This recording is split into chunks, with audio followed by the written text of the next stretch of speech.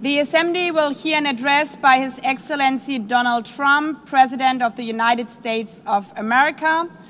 I request protocol to escort His Excellency and invite him to address the Assembly. Donald Trump's return to the UN stage in 2025 was filled with biting sarcasm as he mocked the organization's failures through personal anecdotes and bold claims. He painted the UN as ineffective, all talk, no action, while crediting himself for global peace efforts. Whether you agree or not, these moments reveal his ongoing critique of international institutions. Thank you very much. Here's the unfiltered takedown. Very much appreciated.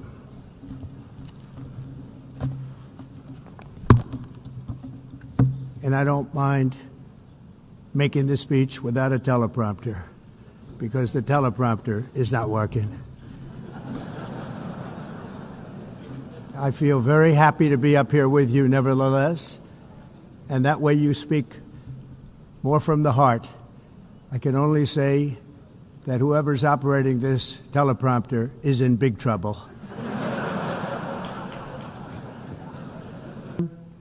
On our southern border, we have successfully repelled a colossal invasion, and for the last 4 months, and that's 4 months in a row, the number of illegal aliens admitted and entering our country has been 0. Hard to believe, because if you look back just a year ago, it was millions and millions of people pouring in from all over the world, from prisons, from mental institutions, drug dealers. All over the world they came. They just poured into our country with the ridiculous open border policy of the Biden administration. Our message is very simple. If you come illegally into the United States, you're going to jail, or you're going back to where you came from, or perhaps even further than that. You know what that means. China and India are the primary funders of the ongoing war by continuing to purchase Russian oil. But inexcusably, even NATO countries have not cut off much Russian energy and Russian energy products, which, as you know, I found out about 2 weeks ago, and I wasn't happy. Think of it. They're funding the war against themselves. Who the hell ever heard of that one? In the event that Russia is not ready to make a deal to end the war, then the United States is fully prepared to impose a very strong round of powerful tariffs, which would stop the bloodshed, I believe, very quickly. But for those tariffs to be effective, European nations, all of you are gathered here right now, would have to join us in adopting the exact same measures. I mean, you're much closer to the city. We have an ocean in between. You're right there. And Europe has to step it up. They can't be doing what they're doing. They're buying oil and gas from Russia while they're fighting Russia. It's embarrassing to them, and it was very embarrassing to them when I found out about it, I can tell you that. But they have to immediately cease all energy purchases from Russia. Otherwise, we're all wasting a lot of time. Europe is in serious trouble. They've been invaded by a force of illegal aliens like nobody's ever seen before. Illegal aliens are pouring into Europe. Nobody is ever, and nobody's doing anything to change it, to get them out. It's not sustainable. And because they choose to be politically correct, they're doing just absolutely nothing about it.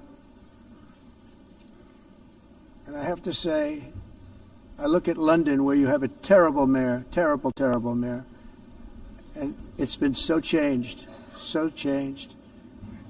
Now they want to go to Sharia law, but you're in a different country. You can't do that.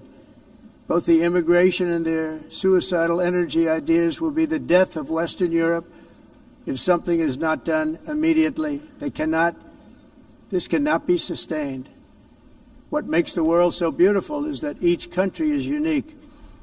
But to stay this way, every sovereign nation must have the right to control their own borders. You have the right to control your borders, as we do now, and to limit the sheer numbers of migrants entering their countries and paid for by the people of that nation that were there and that built that particular nation at the time. They put their blood, sweat, tears, money into that country, and now they're being ruined. Proud nations must be allowed to protect their communities and prevent their societies from being overwhelmed by people they have never seen before, with different customs, religions, with different everything. Where migrants have violated laws, lodged false asylum claims, or claimed refugee status for illegitimate reasons, they should, in many cases, be immediately sent home. And while we will always have a big heart for places and people that are struggling and truly compassionate, answers will be given. We have to solve the problem, and we have to solve it in their countries, not create new problems in our countries. And we are very helpful to a lot of countries that are just not able to send their people anymore. They used to send them to us in caravans of 25,000, 30,000 people each. These massive caravans of people pouring into our country, totally unchecked and unvetted. But not anymore. According to the Council of Europe, in 2024, almost 50% of inmates in German prisons were foreign nationals or migrants. In Austria, the number was 53% of the people in prisons were from places that weren't from where they are now.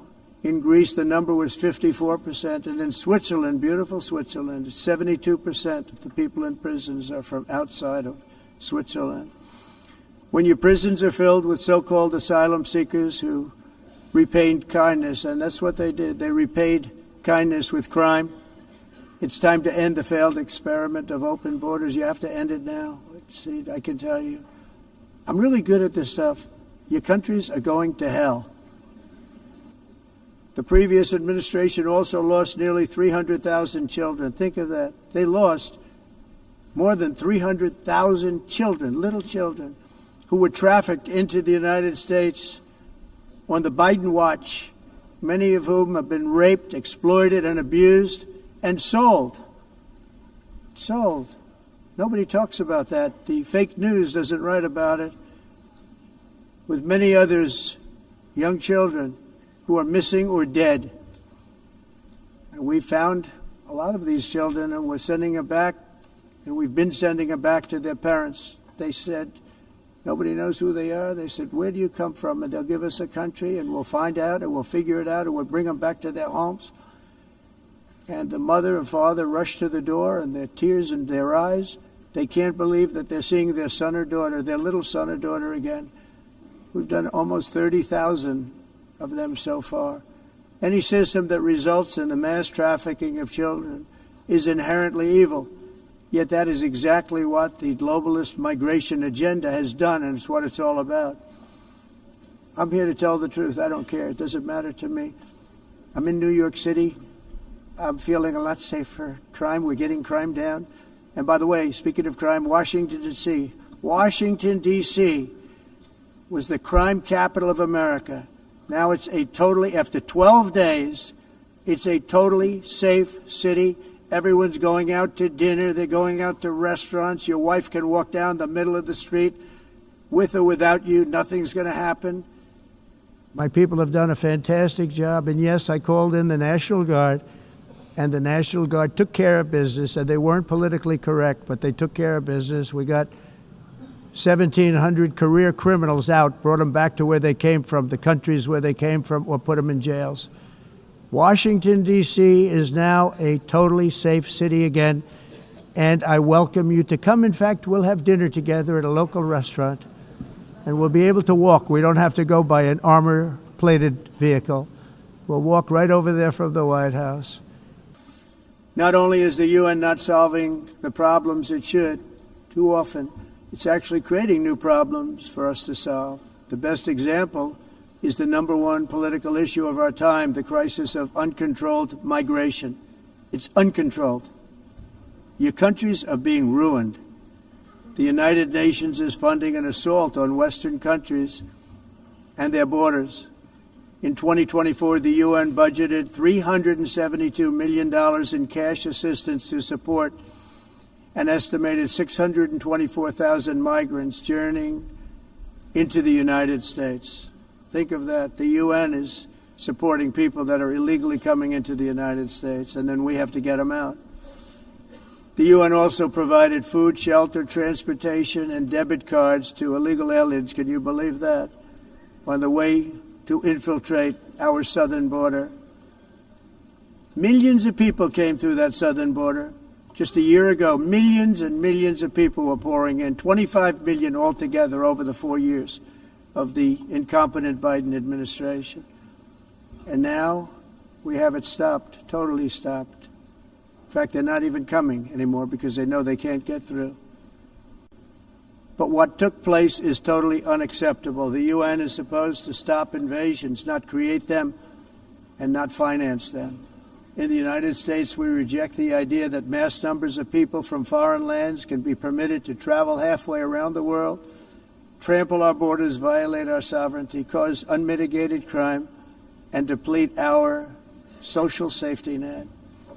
We have reasserted that America belongs to the American people, and I encourage all countries to take their own stand in defense of their citizens as well.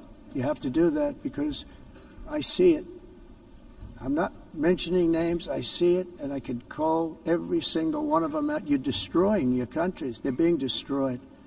In closing, I just want to repeat that immigration and the high cost of so-called green renewable energy is destroying a large part of the free world and a large part of our planet. Countries that cherish freedom are fading fast because of their policies on these two subjects. You need strong borders and traditional energy sources if you are going to be great again. Whether you have come from north or south, east or west, near or far, every leader in this beautiful hall today represents a rich culture, a noble history, and a proud heritage that makes each nation majestic and unique, unlike anything else in human history or any other place on the face of the earth. From London to Lima, from Rome to Athens, from Paris to Seoul, from Cairo to Tokyo and Amsterdam to right here in New York City, we stand on the shoulders of the leaders and legends, generals and giants, heroes and titans who won and built our beloved nations, all of our nations, with their own courage, strength, spirit, and skill.